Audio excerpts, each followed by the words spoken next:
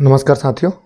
हमने अब तक इतिहास वाली सीरीज़ में ये देख चुका था कि यहाँ बंगाल में अंग्रेज जो हैं वो आ चुके हैं। अंग्रेज़ों ने अपना आधिपत्य जमा लिया है।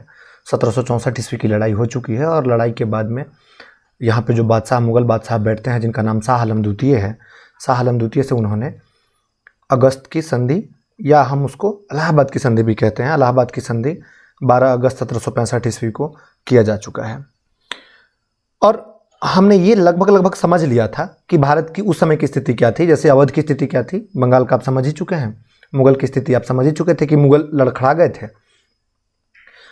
नवाब क्या था, बंगाल का जो स्थिति वो ये था कि बंगाल में जब मिर्जाफर के बाद में मीर कासिम शासक बना और मीर कासिम के बाद फिर मिर्जाफर बना, मिर्जाफर जब मर गया और इलाहाबाद की संधि हो गई, तो इलाहाबाद संधि के बाद में जो अंग्रेज थे उन अंग्रेजों को यहाँ पे बंगाल में दीवानी अधिकार मिल गया। दरअसल ये अधिकार ये होता है कि यहाँ पे शाह आलम साहब बैठते थे और शाह आलम मुगल बादशाह थे और मुगल बादशाह के अंडर में ही ये सब कुछ आता था।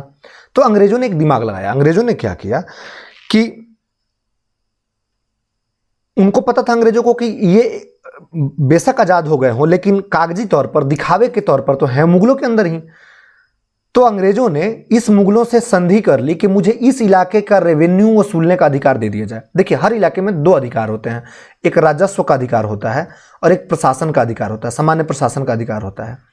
तो इस इलाके में जो राजस्व का अधिकार था वो राजस्व का अधिकार एक तरह से ठेके के तौर पर मुगलों से ले लिया अंग्रेजों ने। और अंग्रेजों में कौन? वही क्लाइव। ये क्लाइव बड़ा खूंखार व्यक्ति है। क्लाइव ने अंग्रेजों को यहाँ पांव जमाने में इतनी मदद की, इसने इतना घुसखोरी और लूटपाट की। बाद में जब यहाँ से लौट करके लंदन गया तो इसने आत्महत्या कर ली। इसके ऊपर बेईमानी का आरोप लगा और ये आत्महत्या कर लिया। क्लाइव की एक क्लर्क की नौकरी से इसने शुरू किया था और बाद में इसकी मृत्यु उस स्तर पर जाकर के हो गई। तो राजस्व का अधिकार मिल गया कंपनी को।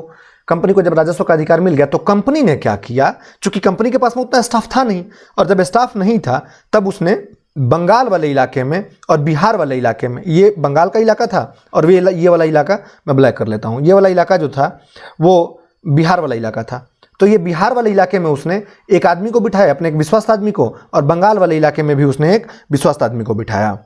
बंगाल के लिए क्या किया कि वहाँ के जो सूबेदार थे, मतलब एक सूबेदार का मतलब ये समझ लीजिए ना कि एक असिस्टेंट तौर का व्यक्ति, बंगाल में एक रजा खां नाम के व्यक्ति को नियुक्त कर लिया अंग्रेजों ने कि तुम यहाँ का सारा प्रभार समझोगे और सारा का सारा पैसा वसूलोगे। और एक व्यक्ति जिसका नाम था सिताब राय को बिहार का नियुक्त कर लिया।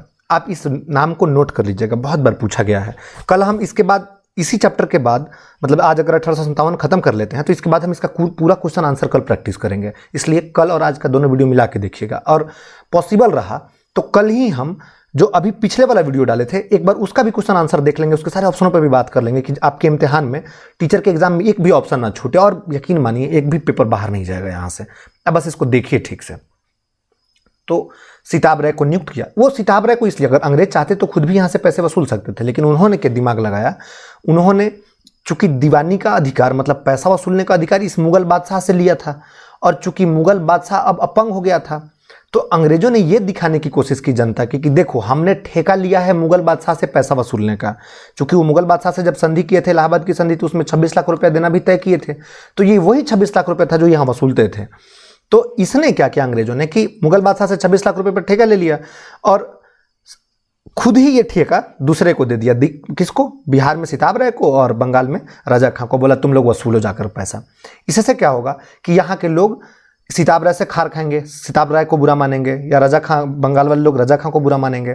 और चूंकि अंग्रेज सिर्फ पैसा वसूल रहे हैं, वो प्रशासन में नहीं देख रहे हैं, कहीं अगर लूट मार काट पीट हो रहा है तो इस पर उनकी नजर नहीं है। प्रशासन, पुलिस नहीं देख रहे हैं, पुलिस नहीं संभाल रहे हैं, पुलिस बंगाल का नवाब संभाल रहा है। और चूंकि बंगाल के नवाब के पास पैसा ही नहीं तो पुलिस कहाँ से रहेगा। मतलब अब ये राज्य बिना पुलिस प्रशासन का चल रहा है। ये जानबूझ करके अंग्रेजों ने इसलिए किया कि इससे मुगल बादशाह और इन बंगाल के लोगों के प्रति, बंगाल के नवाब के प्रति, बंगाल के लोगों में घृणा पैदा हो जाए और ये पूरा का पूरा संभाल लें। और इस तरह से अंग्रेजों ने मिल करके इस राज्य को, बंगाल बिहार को लूटना प्रारंभ कर दिया और खूब कस के लूटा। इसी स्थिति को द्वैध शासन कहा गया है। द्वैध शासन आप याद रखिएगा, द्वैध शासन शुरू हो गया अब यहाँ पे।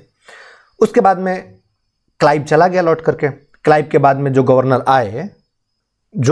आए उनका नाम था वारेन हेस्टिंगस। तो वारेन हेस्टिंगस साहब जैसे ही इंडिया आया, 1773 ईस्वी में वो आए, आने के बाद में उन्होंने उस द्वैध शासन को खत्म किया। दिक्कत ये है कि द्वैध शासन की वजह से इस इलाके का हालत कंगाल हो गया, और इस इलाके का हालत तो कंगाल हुआ ही हुआ, साथ में कंपनी की हालत भी खराब हो गई, क्योंकि कंपनी में क्लाइव ने एक जो नई प्रथा शुरू कर दी थी, वो ये शुरू कर दी थी कि लोग पर्सनल लेवल पर गिफ्ट देने लग गए, पर्सनल लेवल पर वो एक दूसरे को उपहार देने लगे और व्यापार करने लगे, और कंपनी का व्यापार बंद हो गया, लगभग घाटे में चला गया। अब इससे तंग हो गई कंपनी, और अंततः कंपनी ने वारेन हेस्टिंगस को बना करके वहां से 1773 ईस्वी में भेजा, और वारेन हेस्टिंगस जब बंगाल पहुंचा तब उसने द्वैध शासन को खत्म कर दिया और दोनों शक्तियां अपने हाथों में ले ली, मतलब प्रशासनिक शक्ति भी और राजस्व की शक्ति भी। इस तरह से बंगाल अपने ढलान पे था, मतलब अब नुकसान की तरफ जा रहा था, लोग त्राहिमाम करने लगे। और कमोबेश अंग्रेजों ने यह हालत 1800 ईस्वी के आसपास तक इन सारे राज्यों का कर दिया। 1800 ईस्वी के थोड़ा सा पहले गवर्नर जनरल आया, उस गवर्नर जनरल का नाम था लॉर्ड वेलेस्ली। वेलेस्ली को यह कह के भेजा गया इंडिया, पहले वेलेस्ली का डेट याद रख लीजिए, वेलेस्ली आया था 1798 ईस्वी में। वेलेस्ली को यह इंडिया कहकर भेजा गया कि तुम्हें इंडिया को बचाना है। अच्छा, क्यों कह के भेजा गया पहले यह समझ लीजिए। इसी समय फ्रांस में अगर आपने देखा होगा कल वाला वीडियो हिस्ट्री वाली, तो उसमें मैंने बताया था कि फ्रांस कहाँ है, इटली कहाँ है। तो उसमें फ्रांस से इसी साइड में था फ्रांस में एक शासक उत्पन्न हुआ जिसका नाम था नेपोलियन। नेपोलियन बड़ा अजीब इंसान था। नेपोलियन ने क्या किया कि पूरे यूरोप को उसने घुटने पर ला दिया, पूरे यूरोप को उसने हरा दिया। एक ही देश बच गया, वो देश था इंग्लैंड। और इंग्लैंड क्या करता था कि हर बार उससे बच निकलता था युद्ध में, हारता ही नहीं था। तो नेपोलियन ने एक दिमाग लगाया, उसने कहा कि इसका मतलब जो व्यापार है ना, व्यापार बंद कर देते हैं, इंग्लैंड का व्यापार है वो व्यापार बंद कर देते हैं। बस उसने इंग्लैंड का व्यापार काट दिया, और यूरोप से तो व्यापार काट दिया, लेकिन दिक्कत ये थी कि इंग्लैंड वाले भारत में व्यापार करते थे। और चूंकि आपको बता ही चुके हैं कि ये जो ईस्ट इंडिया कंपनी के पास में जो व्यापारी थे, ये व्यापारी से पर्सनल व्यापार करने लगे थे, तो इससे इंग्लैंड का खूब ठीक मामला चल रहा था। तब उसने दिमाग लगाया नेपोलियन ने, उसने कहा कि इसके जितने गुलाम देश है ना, गुलाम देश का भी मतलब टांग रोको। और उसी क्रम में वो भारत की तरफ आक्रमण करने के लिए रुख किया। एक और कारण था, मैंने आपको कल बताया था कि हम मैसूर में एक पहलवान हुए थे, उनका नाम था हैदर अली, और हैदर अली मृत्यु के बाद में इनके बेटे हुए टीपू सुल्तान। टीपू सुल्तान पर जब अंग्रेजों ने 3 संधियां लाद दी, तीसरी संधि जो रंगपट्टनम में हुई थी, अगर आपको याद होगा, और रंगपट्टनम में उसके दोनों बेटों को पैसे के बदले में ले लिया बंगाल के मतलब नवाब ने, तब वो बड़ा क्रुद्ध हुआ। 3 करोड़ रुपए पर संधि की रंगपट्टनम में, और रंगपट्टनम में संधि करने के बाद में बोला कि अब तुम 3 करोड़ रुपए दोगे तो अपने दोनों बेटों को ले जाना।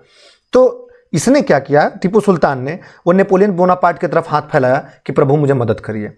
अब नेपोलियन बोनापार्ट ने 2 वजह से भारत की तरफ रुख कर लिया कि हम भारत को मदद के लिए चलेंगे। इसी वजह से अंग्रेज घबरा करके भारत में एक ऐसे वायसराय को भेजा जिसको ये कह के भेजा कि जाओ भारत में अपने साम्राज्य को फैलाओ किसी भी तरीके से। तो वो एक वेलेस्ली नाम का पागल शासक आया, और वेलेस्ली ने क्या किया कि भारत में आते आते एक नया कानून थोप दिया सब पे।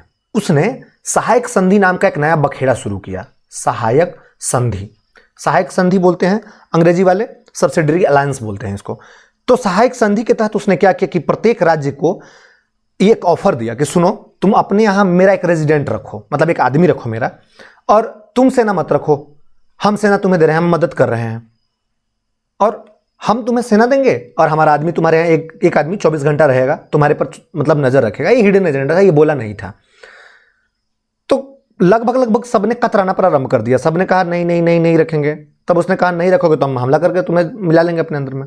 और इसी क्रम में इस वेलेस्ली ने, आपको याद होगा कि टीपू सुल्तान पर हमला किया और टीपू सुल्तान को मार दिया, और ये मैसूर को बंदर बांट करके खुद अपने में रख लिया, कुछ मराठों को दे दिया, कुछ निजाम को दे दिया। इस तरह से इसकी हालत पस्त हो गई। तो इसने क्या किया कि ऑफर देना शुरू किया। अभी तो ठीक वैसी ही बात हो गई ना कि आपके इलाके का गुंडा करके आपको कहे कि हाँ तुम एक काम करो, तुम हमारी सेना रखो, तुमको सुरक्षा से खतरा है। अरे सुरक्षा से खतरा तुम्ही से था भाई, तुम्ही सुरक्षा की गारंटी ले रहे हो, तो फिर कहां जाएगा इंसान। अब मजबूरी में लोग उसकी इस सब्सिडरी अलायंस का हिस्सा बनने लगे, और उसी क्रम में सबसे पहला हिस्सा जो इस व्यक्ति बना, वो व्यक्ति था ये हैदराबाद का निजाम। अगर आपने वो मूवी देखी होगी ना बाजीराव मस्तानी, तो मैं फिर बता रहा हूँ, बाजीराव मस्तानी के अंतर्गत रणवीर सिंह जो जाकर के जिस व्यक्ति से मिलता है ना वहां पे, निजाम से, निजाम ही निजाम है, आम ही आम है, तो वो वही निज़ाम है। तो वो निज़ाम क्या किया कि सरेंडर कर दिया अंग्रेजों से, और सबसे पहले इसी ने एक्सेप्ट कर लिया, इसी हैदराबादी निज़ाम ने। 1799 वो साल था। तो अगर सवाल ये पूछे आपसे कि सबसे पहले सहायक संधि किसने स्वीकार की, तो आपका जवाब क्या होगा? निज़ाम। हाँ ठीक है। अब इसके बाद में एक एक करके कई राज्यों ने इसको एक्सेप्ट किया। हम क्रम लिख देते हैं, आप ध्यान रखिएगा इसको, इससे सवाल पूछे जाते हैं बार बार। तो निज़ाम जो है वो यहाँ 1799 ईस्वी में उसने एक्सेप्ट कर लिया कहने के, लेकिन उसने पूरे रूप से एक्सेप्ट किया 1798 सॉरी, उसने पूरे रूप से एक्सेप्ट किया 2 साल बाद 1800 ईस्वी में। तो यहाँ निज़ाम है हैदराबाद में। इसके बाद जो दूसरा व्यक्ति था वही वो टीपू सुल्तान था, जिसको युद्ध किया और गेट पर ही मार के खत्म कर दिया, मतलब वेलेस्ली ने। दरअसल टीपू सुल्तान बड़ा स्वाभिमानी किस्म का व्यक्ति था, तो उसका एक नारा था हमेशा कि 100 दिन गिद्दर की तरह जीने से अच्छा एक दिन शेर की तरह जियो। और उसी चक्कर में वो एक दिन शेर के जीने के चक्कर में वो सीधे गया और वेलेस्ली से लड़ा और मारा गया। बड़े शानदार इंसान था। हम इसको बहुत विस्तार से पढ़ने की जरूरत नहीं, इसलिए मैं इसको यहीं छोड़ रहा हूँ। तो ये दूसरा नंबर पे ये मैसूर आ गया, और यहीं पास में था तंजौर। तंजौर भी 1799 ईस्वी में ही बन गया। तो 3 राज्य ये खटखट बनते आ गए। अब इसके बाद में लौट करके आए यहाँ अवध में। ये वही अवध, कौन अवध? अवध वाजिद अली शाह वाला, जिसमें हजरत महल साहिबा हुई थी, उसी अवध में। तो ये अवध को उसने 1801 ईस्वी में मिला लिया। उसके बाद में यहाँ पे पेशवा वाला इलाका है पुणे में, पेशवा ऑफ पुणे महाराष्ट्र। दरअसल ये जो पूरा मराठा इलाका था, तो मराठा इलाका जब पेशवा के पास में आया, मतलब साहू जी ने जब बालाजी विश्वनाथ को पेशवा बनाया, तो बालाजी विश्वनाथ के बेटे हुए बाजीराव, बाजीराव के बेटा हुए बालाजी बाजीराव। तो बालाजी बाजीराव के समय में स्थितियां इतनी स्पष्ट हो गई कि अब पेशवा लोग भी 5 भागों में टूट गए, मतलब मराठा साम्राज्य 5 भागों में टूटा। कौन कौन? एक तो ग्वालियर में, जो भी वर्तमान ग्वालियर है, उस समय भी वही ग्वालियर था, उस ग्वालियर में सिंधिया, ये है, ये ग्वालियर है। एक ग्वालियर तो यहां हो गया। दूसरा, अभी जो गुजरात वाला इलाका है, बड़ौदा इलाका है, उसी बड़ौदा वाले इलाके में हुआ था गायकवाड़। गायकवाड़ इसी बड़ौदे घराने में ही, बड़ौदे घराने के लोगों ने ही स्कॉलरशिप दिया था, जिसकी वजह से पढ़ने गए थे डॉक्टर अंबेडकर साहब। तो 2 हो गए। तीसरा, भोसले हुआ करते थे नागपुर में, नागपुर के भोसले 3 हो गए। इंदौर में होलकर हुआ करता, अगर आपने सुना होगा कि अहिल्याबाई होलकर, ठीक वही होलकर। तो चौथा इंदौर यहाँ पे था, इंदौर में होलकर साम्राज्य हुआ था। और 5वां पुणे में खुद पेशवाई हुआ करते थे। तो इसी 5 लोगों में से एक एक करके लोगों ने अपना एक्सेप्ट करना शुरू कर दिया। तो उसमें सबसे पहला काम पेशवा ने किया। पेशवा 1802 ईस्वी में, भोसले 1803 ईस्वी में, नागपुर वाले भोसले जो थे 1803 ईस्वी में। उसी तरह सिंधिया जो थे वो डर के मारे 1804 ईस्वी में उन्होंने भी एक्सेप्ट कर लिया, सिंधियाओं ने। ध्यान रखिएगा, होलकर ने एक्सेप्ट नहीं किया था।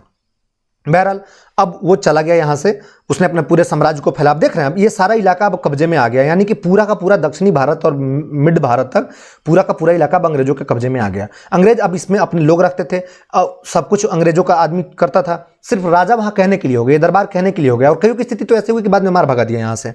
तो इस तरह से अब पूरा के पूरा भारत पर लगभग 70% हिस्से भारत पर अंग्रेजों का अधिकार हो गया, और अंग्रेज अब इनको सताने लग गए। साल आप पहुंचा है 1800 ईस्वी। 1800 ईस्वी तक बहुत बुरी हालत हो गई है। अब आगे क्या होना है ये देखिए। तो वेलेस्ली आया और वेलेस्ली फिर चला गया। उसके बाद में सर जॉर्ज बार्लो आए, वो भी चले गए। फिर लॉर्ड मिंटो आए। मिंटो के समय में चार्टर एक्ट आया। हम अभी उस पर भी बात करेंगे कि भारत में चार्टर एक्ट। दरअसल आज हम मैक्सिमम चीज़ें इन्फॉर्मेटिव रखा है हमने कि हम तथ्यों पे बात कर लें, और कल हम इससे रिलेटेड सारे ऑब्जेक्टिव पे बात करेंगे। ऑब्जेक्टिव आप जरूर देखिएगा, उससे आपका कंसेप्ट क्लियर होगा, और वो मैं वही प्रश्न लेकर के आऊँगा जो अब तक बीपीएससी ने पूछे हैं। तो इस तरह से माहौल बनने लग गया। 1813 ईस्वी तक अंग्रेजों का अत्याचार काफ़ी हद तक बढ़ गया, और अंग्रेज अब डिस्क्रिमिनेटिव करने लगे, मतलब भारत के साथ में भेदभाव करने लगे, भारतीयों के साथ में। उसी समय में 1813 के कुछ दिन बाद में भारत में एक व्यक्ति निकल करके आए, जिनको इतिहास में राजा राममोहन राय के नाम से जाना जाता है। राजा राममोहन राय की घटना यह है कि राजा राममोहन राय की एक भाभी हुआ करती थी। तो राजा राममोहन राय इसी कलकत्ता में पैदा हुए थे। तो कलकत्ता से वो पटना में आकर के फारसी भाषा सीख ली है। ये मैं इसलिए बता रहा हूँ कि ये पूछा हुआ सवाल है कि राजा राममोहन राय ने फारसी भाषा कहाँ सीखी थी। तो राजा राममोहन राय फारसी आकर के पटना में सीख लिए, और पटना से लौट करके वो जब वहाँ पे गए तब उन्होंने बड़े सारे काम करने प्रारंभ किए, और उस क्रम में उन्होंने कई सभाएं बनाई, कई समाज बनाया। ये मैं एक वीडियो लाऊंगा, जिसमें एक वीडियो का एक सीट बना करके दूंगा, उसमें ये सब लिखा होगा, आप रट मारिएगा। और फिर उन्होंने अंत में वो हिंदू कुरीतियों से परेशान होने लगे। हिंदू कुरीतियों का मतलब यह है कि उस समय समाज में बहुत ज़्यादा भेदभाव हो गया था, और दूसरा रीजन ये भी था दूसरा स्थिति ये भी था समाज का कि जो समाज में लोग थे, वंचित तबके के लोग थे वो, और जो संपन्न तबके के लोग थे, उनके बीच में बड़ी खाई पैदा हो गई थी। और संपन्न तबकों में भी स्त्री और पुरुष में खाई पैदा हो गया था। मतलब पुरुष मरते थे तो स्त्रियां उनके साथ में जिंदा जल जाती थी, और इस प्रथा को सती प्रथा कहा जाता था। तो हुआ यूं कि राजा राम मोहन राय की भाभी मर गई, और इनकी भाभी ने इनको लाल पाल पोस करके बड़ा किया था। फिर वो जब मर गई तो राजा राम मोहन राय के सामने में सबने उनको जबरदस्ती पकड़ के जला दिया, सती कर दिया। अब इससे वो इतने क्रुद्ध हुए और इतने खफा हुए कि वो अभियान चलाने लगे, और अभियान चलाते चलाते उसी समय भारत में एक गवर्नर बन करके आया जिसका नाम था लॉर्ड विलियम बेंटिक।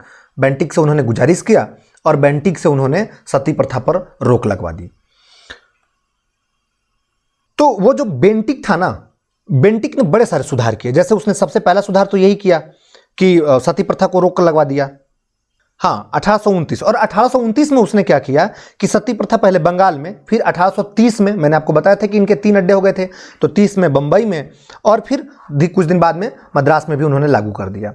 और अगर आपको पूरे गवर्नरों में एक लोगों को चुनना पड़ेगा ना, तो भारत के गवर्नर जनरल में एक जो सबसे महान व्यक्ति साबित होगा वो व्यक्ति होगा Lord William Bentinck. Lord William Bentinck बड़ा पढ़ा लिखा व्यक्ति था, वो यूनिवर्सिटी का वाइस चांसलर रह चुका था। तो उसने बड़े सारे समस्याओं का समाधान किया, जैसे मानव बलि प्रथा। लोग ईश्वरों को, देवताओं को खुश करने के लिए मानवों को बलि दे दिया करते थे, तो उस बलि प्रथा का उसने अंत किया। एक था ठगी प्रथा। ठगी प्रथा को उसने खत्म करवाया। ठगी प्रथा को 1830 ईस्वी में एक बेंटिक का, लॉर्ड विलियम बेंटिक का एक राइट हैंड हुआ करता था कर्नल स्लीमैन। कर्नल स्लीमैन की सहायता से उसने ठगी प्रथा को खत्म करवाया। और इतना ही नहीं, 1832 ईस्वी में उसने दास प्रथा पर भी रोकने के लिए कानून बनाया। तो इस तरह से लॉर्ड विलियम बेंटिक 1832 ईस्वी में आ गए। फिर लॉर्ड विलियम बेंटिक कुछ साल बाद चले गए। उसके बाद में चार्ल्स मेटकॉफ गवर्नर जनरल बनकर के आए, फिर लॉर्ड एलनबरो गवर्नर जनरल बनकर आए, फिर लॉर्ड हार्डिंग बनकर के आया। और इसके बाद में स्थितियां आते आते लॉर्ड डलहौजी तक आ गई। लॉर्ड डलहौजी तक अंग्रेजों ने अपना आधिपत्य इतना फैला दिया। वो साल था 1848। 1848 में डलहौजी आया था, और डलहौजी जब भारत आया तो उसने पूरे भारत को लपेट लिया अपने हाथों में, और उसने एक बड़ी गंदी नीति अपनाई। और उस नीति के तहत, जिसे हम हड़प नीति या राज्य विलय की नीति कहते हैं, या डॉक्ट्रिन ऑफ लैप्स कहते हैं, उसके तहत उसने राज्यों को मिलाना शुरू कर दिया। अब आप पूछेंगे कि ये डॉक्ट्रिन ऑफ लैप्स क्या था। दरअसल डॉक्ट्रिन ऑफ लैप्स या हड़प नीति वो था कि जिन राज्यों में, उसने इसकी 3 श्रेणियां बांट दी। मैं बहुत विस्तार में जाने से बचूंगा क्योंकि ये अपनी जरूरी की चीज नहीं है। तो उसने 3 श्रेणियां बांट दी, प्रथम श्रेणी, द्वितीय श्रेणी और तृतीय श्रेणी। और प्रथम श्रेणी में उन राज्यों को रखा जो राज्य या तो पूर्णतः स्वतंत्र थे या उनका अंग्रेजों से कोई लेना देना नहीं था। दूसरे राज्यों में उन्होंने उन राज्यों को रखा जो पहले स्वतंत्र थे लेकिन अब वो कंपनी के साथ में थे। और तीसरे राज्यों में उनको रखा कि जिसका निर्माण खुद ही कंपनी ने किया था। तो उन तीनों राज्यों को रखा, और उनको उसने एक रूल बनाया। वो रूल ये कि अगर आपके पास में कोई वारिस नहीं है, वारिस का मतलब जैसे अपने हिंदुत्व समाज में ये होता है कि अगर आपके पास में लड़का नहीं है समाज में, तो आप किसी को गोद ले सकते हैं। गोद लेने की एक प्रथा थी, तो उसने इस पर रोक लगा दी। बोली आपके साम्राज्य समाज में गोद लेने की प्रथा नहीं रहेगी, और रहेगी तो आपको ईसाई धर्म बनना पड़ेगा। दूसरा, गोद लेगा वो उस राज्य का वारिस नहीं बनेगा। जैसे आप आखिरी राजा हुए किसी सम्राट के, सल्तनत के, तो अब आखिरी राजा हैं तो आपके पास बेटे नहीं है, तो वो जो आपका गोद लिया हुआ बेटा होगा वो वहां का मालिक नहीं बन पाएगा, उससे आपको अंग्रेजों की परमिशन लेनी पड़ेगी। और इसके तहत उसने मिलाना शुरू किया। और जो सबसे पहला टारगेट बनाया उसने सतारा को बनाया। उसके बाद क्या किया उसने, सतारा को 1848 ईस्वी में मिला लिया अपने राज्य में। और इसी क्रम में उसने दूसरा नागपुर को, कौन नागपुर, वही नागपुर भोसले वाला, ये जो देख रहे हैं ना आप, ये भोसले वाला नागपुर, इसी भोसले वाले नागपुर को उसने मिला लिया 1854 में। फिर झांसी को मिला लिया। अब दिक्कत झांसी की आई तो बड़ा संग्राम मच गया। आपने झांसी की रानी सुना होगा, पढ़ा भी होगा, तो ये वही झांसी की रानी थी। और यही सीन था कि झांसी में ये क्रांति हुआ। अंत में जो रानी लक्ष्मीबाई थी तो वो मारी गई, और ग्वालियर में मारी गई। ध्यान रखिएगा आप इस बात का कि ग्वालियर में वो मारी गई, वो झांसी में नहीं मारी गई। और झांसी की रानी जो है वो बनारस की रहने वाली थी। पूछा था पिछली बार कि हाँ उनका पुराना नाम, वास्तविक नाम क्या था, तो उनका वास्तविक नाम मणिकर्णिका था। अगर आप बनारस कभी जाएंगे तो देखेंगे वहाँ मणिकर्णिका घाट है, वहाँ वो वहीं पैदा हुई थी, वहीं उनका लालन पालन हुआ था। उसके बाद में जो चौथा राज्य था वो जयपुर बुंदेलखंड था, उसमें संबलपुर भी आ जाता है, उनको भी उसने मिला लिया। और इतना तो किया ही किया, इन राज्यों को तो मिलाया ही मिलाया। उसने और इससे बड़ा दुस्साहस का काम किया। उसने क्या किया कि जो राजा महाराजा पहले हुआ करते थे उनको उपाधि जो मिलती थी और उनको जो पेंशन मिलता था इन अंग्रेजों की तरफ से, उस पेंशन को उसने रोक लगा दिया। जिसमें पेशवा जो थे, पेशवा के जो आखिरी वारिस हुए, उस पेशवा के आखिरी वारिस का जिसको नाना साहब के नाम से जानते हैं हम, उसको क्या किया कि यहाँ से उठाया पूना से और उनको यहाँ कानपुर में, अवध में बिठूर एक जगह है, यहाँ पर भेज दिया। और इसी के साथ उसने दो और काम किए जो बहुत घटिया काम कहा गया, जिसको अंग्रेजों ने भी बहुत नकारा। एक तो ये अवध था। अवध चूंकि सहायक संधि मान ही चुका था 1801 ईस्वी में, तो उसने क्या किया कि अवध को जबरदस्ती झूठ मूठ का ये आरोप लगा करके कि यहाँ कुछ शासन हो गया है, यहाँ कुछ नहीं है, बहुत दिक्कत है, उसने अपने आप को मिला लिया, मतलब इस राज्य को मिला लिया। यहां तक कि एक अंग्रेज गवर्नर यहां था जो पहले अवध में, उसने कहा कि नहीं साहब यहाँ स्थिति ठीक है, इसको मत मिलाइए।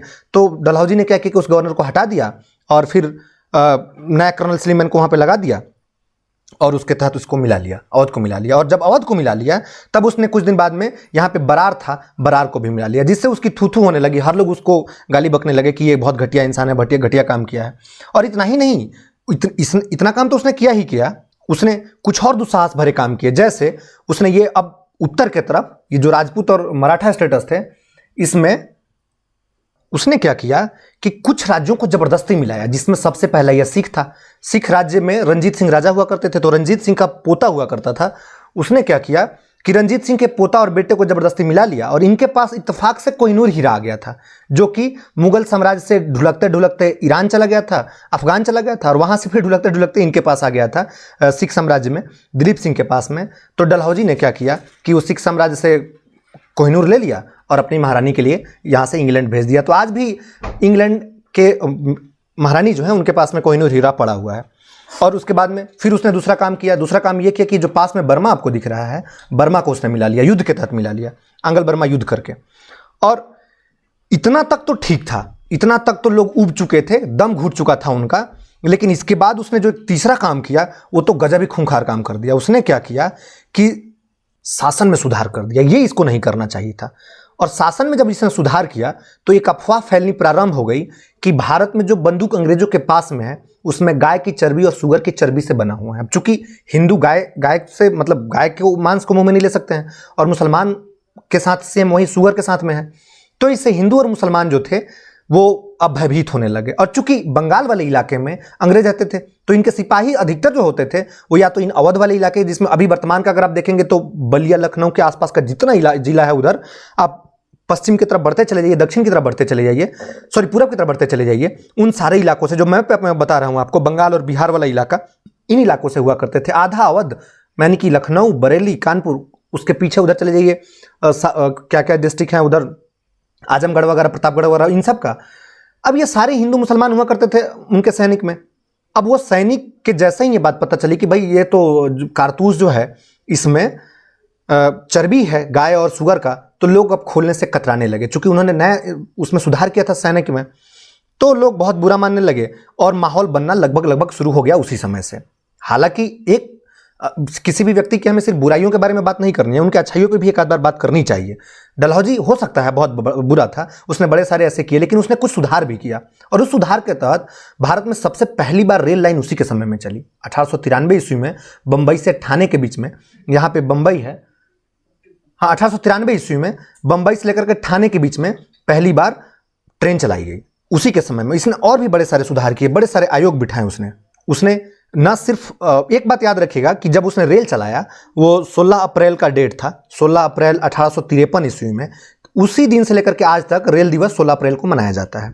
बहरहाल उसने रेल चलाया। उसके बाद में उसने एक दूसरा काम किया, उसने कलकत्ता से आगरा, तो आगरा चूंकि वो अब सेना मुख्यालय बना रहा था, वो यहाँ पे था आगरा, तो कोलकाता से लेकर के आगरा के बीच में उसने तार फोन लेकर के आया। मतलब तार लाइन, पहले तार लाइन हुआ करता था, कुछ साल पहले बंद हो गया। यहाँ से कोई चीज़ें लिख करके भेजी जाती थी, कुछ बोल करके भेजी जाती थी, तो यहाँ पहुँचती थी तार लाइन। वो इसलिए किया था क्योंकि अब उनका व्यापार बढ़ रहा था, अब उनका प्रशासन बढ़ रहा था, हर जगह उनके लोग हो रहे थे, हर जगह उनके आदमी हो रहे थे।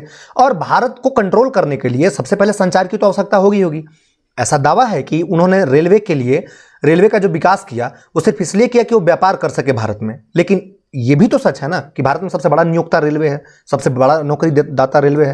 हो सकता है आप लोगों में से जितने लोग देख या सुन रहे हों उसमें से कुछ लोगों के घर के लोग रेलवे में नौकरी करते हों। तब उस उद्देश्य से किया गया था, लेकिन अब उसके उद्देश्य बदल गए। भारत की रीढ़ है रेलवे, तो उसने रेलवे का किया। उसी तरह उसने तार का किया। उसी में उसने नया पोस्ट ऑफिस एक्ट लाया 1854 ईस्वी में, और उस एक्ट में एक तरह से वो ये कर दिया कि डाक टिकट जारी कर दिया। उसने उसी साल 1854 ईस्वी में ही पीडब्ल्यूडी डिपार्टमेंट की स्थापना की, जिसको हम लोक निर्माण विभाग कहते हैं, इसका स्थापना किया उसने। कराची और बंबई और कलकत्ता, कराची यहाँ पाकिस्तान में हुआ करता था, तो कराची को, फिर यहाँ कर्नाटक में बेंगलोर हुआ करता था, यहाँ बेंगलोर को, और यहाँ मुंबई था, इन मुंबई वाले इलाके को उसने डेवलप किया। मतलब बहुत सारे उसने काम किया। उसने इतना ही नहीं, एक काम और भी उसने किया जो हम सब के लिए, हम सिविल सेवाओं के लोगों के लिए बहुत जरूरी किया, जिसमें सिविल सेवा का एग्जामिनेशन करवाना प्रारंभ किया। इसी साल से 1853 ईस्वी से ही सिविल सेवा में एग्जामिनेशन प्रारंभ हुआ और उम्र रखी गई 1823 वर्ष, इसमें एग्जामिनेशन दिया जाता था, मतलब परीक्षा दे। और इसी के बाद भारत में सबसे पहली बार जो व्यक्ति आईसीएस बना, उसका नाम था 1863 ईस्वी में वो बना था, उसका नाम था सत्येंद्र नाथ टैगोर। ये पूछा हुआ सवाल है, ध्यान रखिएगा इन बातों को, हम जब कल क्वेश्चन आंसर प्रैक्टिस करेंगे तो ये सारे आएंगे आपके सामने। और इस तरह से उसने बाद में एक आखिरी काम किया और वो अपने देश लौट गया। वो काम ये था कि उसने एक इंजीनियरिंग कॉलेज खोली जिसका नाम था Thomson college of civil engineering, जो बाद में आईआईटी रुड़की बन गया। ये वही कॉलेज था, इसने बसाया और ये वापस लौट करके चला गया। लेकिन जाने को तो ये चला गया। भारत में जो क्रांति हुई उसके बाद में लोगों में खलबली मचने लग गई थी, लोगों की स्थिति बड़ी बुरी होने लग गई थी, तो लोग अब क्रांति के मूड में आ चले थे। फिर वो चला गया यहाँ से। उसके बाद एक नया गवर्नर बन करके आया जिसका नाम था लॉर्ड कैनिंग, गवर्नर जनरल इसको बोलते हैं। लॉर्ड कैनिंग बन करके आया 1856 ईस्वी में भारत। जब वो भारत आया तो भारत की स्थिति अजीब थी। भारत में लोग त्राहिमाम कर रहे थे और अंदर ही अंदर प्रशासन के लोग, पुलिस के लोग अब खलबली मचाए हुए थे कि अब भाई अंग्रेजों से पीछा छुड़ाना है किसी भी तरह का, मतलब बाहर निकलना है इनसे। और ना सिर्फ वही, मतलब यहाँ के सैनिक, अपितु जितने छोटे छोटे जो जमींदार लोग थे, वो लोग, छोटे छोटे राजा लोग, ये सारे अब त्राहिमाम हो गए थे। आम जनता तो हो ही चुका था, क्योंकि उस वक्त तक शोषण इस कदर बढ़ चुका था कि लोग खेती नहीं करते थे, लोग उंगलियां कटवा लेते थे, व्यवसायीकरण होने लग गया था। हमें इस सब पे बहुत डिटेल में नहीं जाना, हमें चूंकि 1857 पे आना है तो हम भूमिका पढ़ रहे हैं कि इससे अगर कोई सवाल आ जाए तो आप रिलेट कर पाए। तो इसके बाद में लोगों में खलबली मची और उसके बाद 1857 ईस्वी की क्रांति का सूत्रपात प्रारंभ हुआ। और उस क्रांति में जो सर्वाधिक साथ देने वाले लोग थे वो जमींदार लोग थे, क्योंकि जब अंग्रेज शुरुआत में शासन कर रहे थे 1800 ईस्वी के आसपास में, तो उन्होंने प्रथाएं अलग अलग शुरू की, जमींदारी प्रथाएं अलग अलग शुरू की। अलग अलग राज्यों में, मद्रास में अलग शुरू किया, बंबई में अलग शुरू किया, यहाँ पे बंगाल में अलग शुरू किया। और जो अलग अलग प्रथाएं चली ना, उसमें हम एक टेक्स्ट में बात कर लेंगे, अलग से एक बॉक्स हम डाल देंगे, उसमें आप उसको याद कर लीजिएगा, रिवीजन सीरीज में हम उसमें डिस्कस करेंगे। तो वो सारे लोग इतने त्राहिमाम करने लगे कि वो लोग भी अब सैनिकों की तरह उतावले होने लगे कि भाई हमको लड़ना है। वैसे ही व्यापारी लोग का यही हाल था। व्यापारी लोगों से अंग्रेज सिर्फ वही खेती करवाते थे जो उनकी जरूरत थी। चूंकि पूरे यूरोप में इंग्लैंड का कनेक्शन कट चुका था, तो वो कच्चा माल यही भारत से लेकर के जाते थे। और कच्चे माल में क्या होता था, कपास की खेती करवाते थे। भारत में औद्योगिक क्रांति हो चुकी थी इंग्लैंड में, तो उनको कच्चे माल की जरूरत होने लगी थी, तो भारत से सिर्फ वो कच्चे माल लेकर के जाते थे। और भारत से कच्चा माल जैसे कपास लेकर के गए, वहां जाकर कपड़ा बनाया मशीनों से, और वो मशीनों को कपड़ा लेकर भारत में बेचते थे। तो जब वो मशीन का बना हुआ कपड़ा भारत में बेचते थे तो भारत में उसका रेट सस्ता हो जाता था। जब अब टैक्स उनको लगना नहीं था आने जाने का, तो जब भारत में सस्ता होता था तो लोग मजबूरी में खरीदते थे। क्योंकि भारत का जो कपड़ा बनता था, भारत में कपास उपजा करके जो कपड़ा बनाते थे, वो कपड़ा इतना महंगा होता था कि वो इंग्लैंड वालों के सामने में टिक ही नहीं पाता था। तो धीरे धीरे लोग यहाँ पे खेती करना बंद कर दिए, मतलब कपास उपजाना तो शुरू रखे, लेकिन उन्होंने कपड़ा बनाना बंद कर दिया और कपास वो देने लग गए अंग्रेजों को। और अंग्रेज यहाँ से लेकर के जाते थे, फिर कपड़ा बना करके लाके इसी मार्केट में बेचते थे और यहाँ का सारा पैसा ले जा करके वो वापिस अपने देश में रखते थे। इसी को दोहन का सिद्धांत कहा गया, जो दादा भाई नौरोजी ने दिया था। हम इसमें बाद में बात कर लेंगे। बहरहाल अब हम 1857 पर आते हैं। तो 1857 ईस्वी की बिगुल बजनी लगभग अब तय हो गई थी। क्या हुआ कि 23 जनवरी 1857 ईस्वी को दमदम के सैनिकों ने, दमदम यहीं पे था, बंगाल में ही है दमदम, तो दमदम में कुछ सैनिकों ने कारतूस में जो मतलब बंदूक में जो कारतूस दरअसल हम गोली को बोलते हैं, तो उस कारतूस को उस बंदूक में लगाने से उन्होंने मना कर दिया। जब वो मना कर दिया तो जो अंग्रेज अधिकारी वहां का था, उन्होंने उसको सजा दे दी। अब एक गलती और हुई। फिर 26 फरवरी उसी साल 1857 को ही, 26 फरवरी 1857 को बहरामपुर भी उधर ही था। अब बहरामपुर कोलकाता से 120 मील की दूरी पर था। यहाँ पे कोलकाता तो 120 मील की दूरी पे था। वहां पे 90, ये पूछा हुआ इसलिए मैं ये इन्फेंट्री का नाम बता रहा हूं, 19 NI नेटिव इन्फेंट्री इसको बोलते हैं। 19 नेटिव इन्फेंट्री में जो लोग थे उन्होंने कारतूस लगाने से मना कर दिया, तो अंग्रेज ने इनको भी सजा दी। अब सेम घटना 29 मार्च 1857 ईस्वी को इसी बैरकपुर में, बंगाल के में ही था बैरकपुर में एक इस अवध के एक व्यक्ति थे, बागी बलिया के व्यक्ति थे, उनका नाम था मंगल पांडे। मंगल पांडे ने उसको, उनके ऑफिसर ने आकर के बोला कि तुम इस कारतूस को भरो और चलो ड्यूटी पर चलो। बस उसने कारतूस को तो भरा, लेकिन उस ऑफिसर को ही निपटा दिया, ठोक दिया उसने। और जब उन्होंने मार दिया उसको, जिसका नाम था ह्यूसन और लेफ्टिनेंट बाग, उसमें ह्यूसन तो बच गया लेकिन बाग निपट गया, मर गया मतलब वो। अब अंग्रेज बहुत उतावले हो गए। अब चूंकि अंग्रेजों के पास में से 3 घटनाएं हो गई थी, तो अंग्रेजों ने मंगल पांडे को, मैं बहुत विस्तार में नहीं जा रहा हूं, बस तथ्यों पे बात करते हुए निकल रहा हूं, जोड़ते हुए। तो मंगल पांडे ने क्या किया, मंगल पांडे को क्या किया अंग्रेजों ने कि उनको पकड़ा और एक एग्जाम्पल देने के लिए, एक सेट करने के लिए उनको 8 अप्रैल 1857 ईस्वी को फांसी पर चढ़ा दिया। अब जैसे ही उनको फांसी पर चढ़ाया, पूरे भारत में अब इसकी सुगबुगाहट धीरे धीरे फैलने लग गई। अब जैसे ही मंगल पांडे को फांसी दी गई, अब इधर के जितने सैनिक थे ना, अवध के और बंगाल के, इन सारे सैनिकों में उनके प्रति सहानुभूति पैदा हो गई, मंगल पांडे के प्रति। अब इधर मेरठ में, जो कि आगरा के पास में है, मेरठ में छावनी हुआ करती थी अंग्रेजों की, वही डलहौजी ने स्थापित करवाया था। तो उस छावनी के कुछ लोगों ने क्या किया कि 24 अप्रैल को, उनके मरने के 16 दिन 15 दिन बाद में, 8 को मरे थे और उनके ठीक 15वें दिन यानी कि 24 अप्रैल को, 24 अप्रैल 1857 को यहां के कुछ विद्रोहियों ने, विद्रोही करना ठीक नहीं होगा चूंकि अंग्रेजी भाषा में विद्रोही कहा जा सकता है क्योंकि वो सैनिक हुआ करते थे वहां के, उन सैनिकों ने क्या किया कि कारतूस भरने से मना कर दिया। अब जब उन्होंने कारतूस भरने से मना कर दिया, तब वहां के मतलब मेरठ के कमिश्नर ने क्या किया, उसको सजा दे दी, कड़ी यातना दे दी, उनको कोड़े से मरवाया। अब इससे क्या हुआ कि उन तमाम सैनिकों में एक यूनिटी की भावना पैदा हो गई और उस सैनिकों ने विचार किया कि अब तो इनका खाट खड़ा करके मानना ही है, अब यहां से निकलना ही पड़ेगा, विद्रोह करना ही पड़ेगा। और उन्होंने ठीक 15 दिन यानी कि 10 मई 1857 ईस्वी को मेरठ के छावनी से वो निकले और बस 10 मई 1857 ईस्वी को मेरठ के जो वो बागी सिपाही सब थे, जो एक तरह से सहानुभूति रख रहे थे, उन्होंने ये प्लान बनाया कि भाई अब तो नहीं छोड़ेंगे। और यहां से वो निकले और सीधे यहां दिल्ली पहुंचे मुगल दरबार में, क्योंकि उस समय मुगल दरबार बादशाह हुआ करता था और आखिरी बादशाह था बहादुर शाह जफर, मैंने आपको बताया था। तो बहादुर शाह जफर के पास में लोग पहुंचे, अब बोले कि देखिए आप ही भारत के बादशाह रहे हैं, आपके खानदान वाले ही अब तक बादशाह रहे हैं, तो अब आप हमारी बादशाह स्वीकार करिए और अब भारत में चलिए हम क्रांति करते हैं और अंग्रेजों को भगाते हैं यहाँ से। तो कहते हैं ना कि क्या बरसा जब कृषि सुखानी, चिड़िया चुग गई खेत, फिर क्या करना, क्या मतलब है, अब स्थिति बदल गई है। तो इन्हीं मुगलों की वजह से तो आए थे वो, इनके परदादा हुआ करते थे फर्रुख सियर, जिनकी वजह से स्थिति सारा खराब हुआ था। बहरहाल बहादुर शाह पहले तो मना कर दिया कि नहीं देखो मैं बहुत वृद्ध हो चुका हूं, मेरी उम्र अब ऐसी नहीं है, मैं ऐसा नहीं कर सकता। लेकिन चूंकि ये विद्रोही गए थे और उनके पास दूसरा कोई ऑप्शन था ही नहीं, उन्होंने 24 घंटे तक वहीं धरना प्रदर्शन कर दिया कि अगर आप नहीं बनेंगे हमारे बादशाह तो हम यहीं जान दे देंगे, लेकिन आपको बनना पड़ेगा। अब मजबूर होकर के वो बूढ़ा व्यक्ति हाँ बोल दिया कि ठीक है हम करेंगे। लेकिन उसका एक असिस्टेंट हुआ करता था जो यहीं पास में बरेली एक जगह हुआ करता था, बरेली में वो रहते थे। तो हुआ कि ठीक है हम तो कुछ नहीं कर पाएंगे, वो मेरा असिस्टेंट है और वहीं चूंकि इस समय सब संभालता है तो वहीं करेगा, सारा जो करना होगा वो करेगा।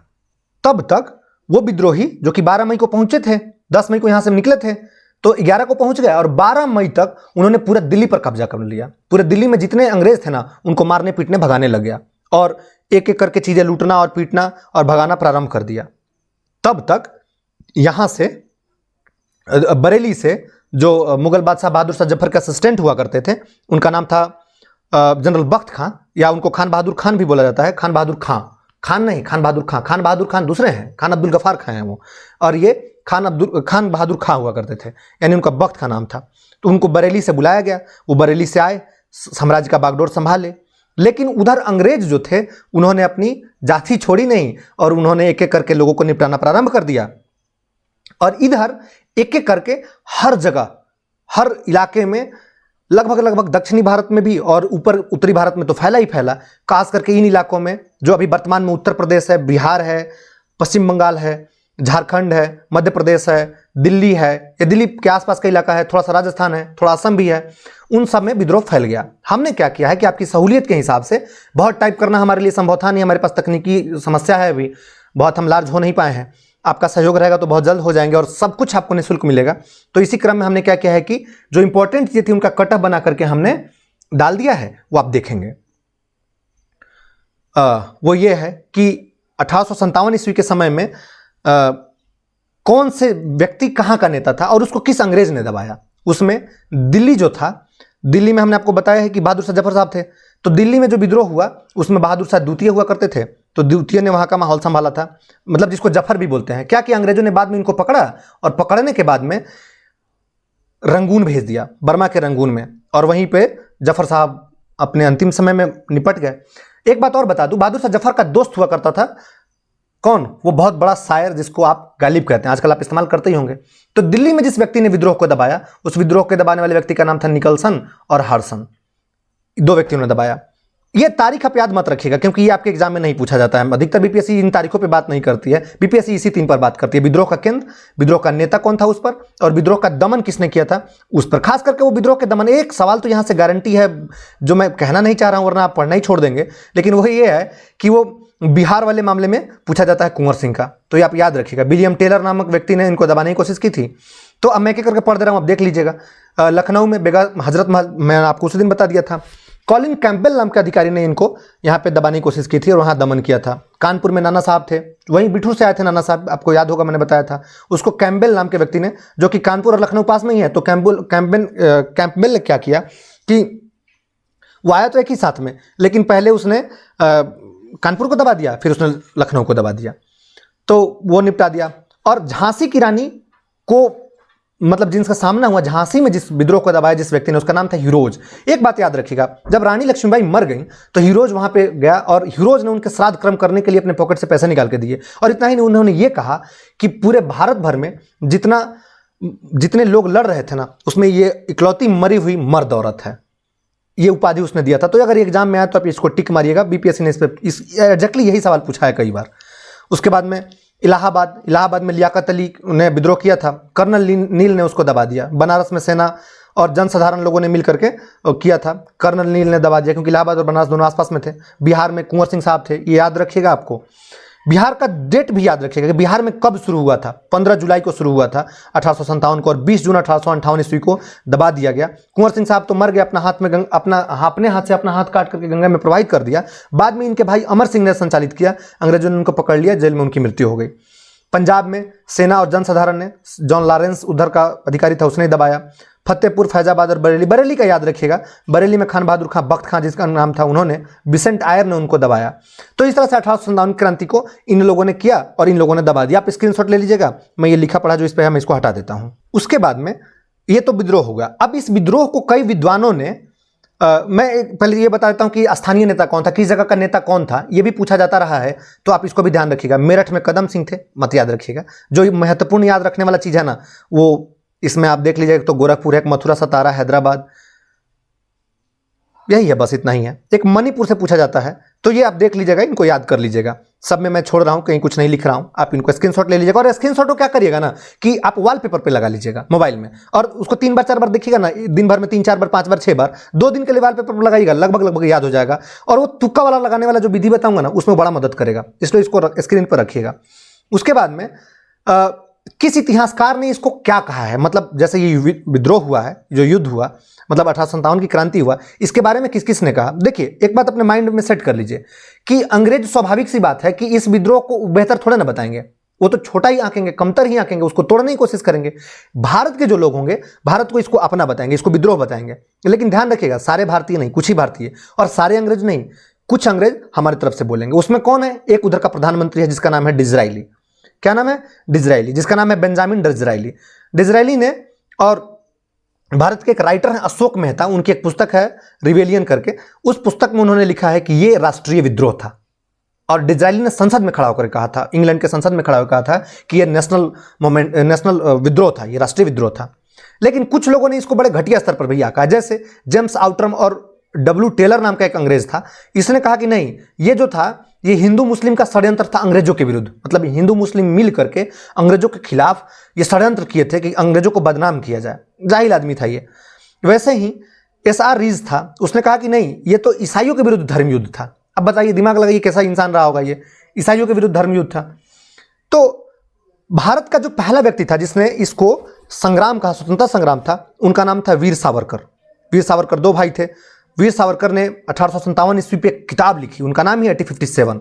और वो जेल में बंद होकर के अपने नाखून से जेल की दीवारों पर उन्होंने लिखा। बाद में पुस्तक का रूप लिया और उसमें उन्होंने ये कहा कि नहीं, ये राष्ट्रीय स्वतंत्रता संग्राम था, और ये राष्ट्रीय ही नहीं था, अपितु ये सुनियोजित तरीके से हुआ था, सब प्री प्लान हुआ था। कितना सच्चाई में दम है इन बातों में ये आप तय करिएगा, मुझे नहीं पता। उन्होंने ये कहा था।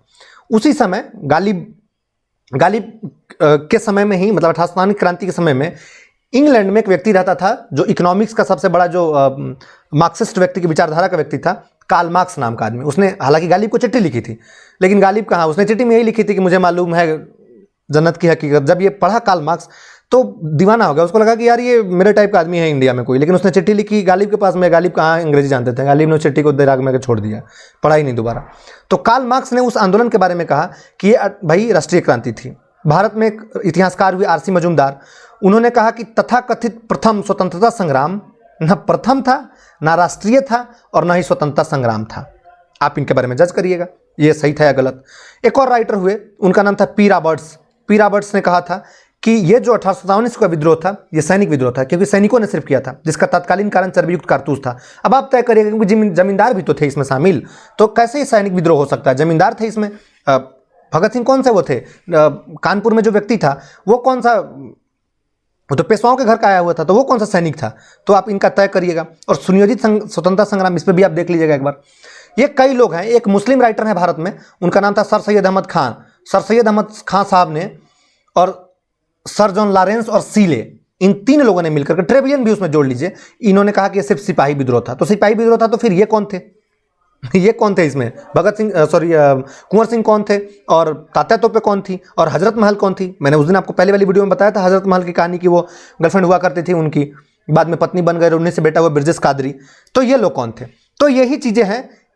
इसके ऊपर कौन कौन लोगों ने कौन कौन सी पुस्तकें लिखी हैं ये देख लीजिए। आरसी मजूमदार साहब ने एक पुस्तक लिखी है, the sepoy mutiny and the revolt of 1857। इस पर स्टार मारा हुआ है, ये इसलिए भी मारा हुआ है चूंकि ये पूछा हुआ सवाल है, इसलिए आप इनको घोट जाइएगा। एसएन सेन 1857 नाम की पुस्तक उन्होंने लिखा है।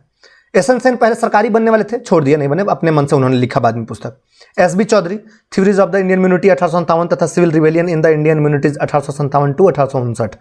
ये पुस्तक आप नहीं भी याद रखेंगे तो काम चल जाएगा। जो याद रखने वाला है ना, मैं उनको टिक कर देता हूँ। एक लाल वाला 1 नंबर, 2 नंबर बीडी सावरकर वाली बुक याद रखिएगा, first war of Indian independence 1857। ये पुस्तक जो है बीडी सावरकर साहब ने लिखा था, वो याद रखिएगा। टी.आर. होम्स ने लिखा था हिस्ट्री ऑफ इंडियन म्यूनिटी। और अशोक मेहता का याद रखिएगा, द ग्रेट रिवेलियन, ये उनकी पुस्तक है। और सर सैयद अहमद खां का याद रखिएगा, असबाब बगावत हिंद, भारतीय भाषा में विद्रोही की प्रथम पुस्तक है, the college of Indian revolt बोलते हैं उसको, ये पुस्तक उन्होंने लिखी थी। तो यही थे, इनको आप देख लीजिएगा। कल हम 1857 की क्रांति से पहले तक इस तमाम ऑब्जेक्टिव क्वेश्चन लेकर के आएंगे। सुबह वीडियो आएगी 8-9 बजे के आसपास में, आप उनको देख लीजिएगा, बताइएगा फिर कैसा लगेगा। इससे एक भी क्वेश्चन आपका नहीं छूटेगा, मेरा दावा है आपसे। तो आज के लिए बस इतना ही। जय हिंद। और दूसरी बात, आप सब्सक्राइब करते रहिए और बाकी सारी क्लासेस कंटिन्यू चलेंगी। Thank you.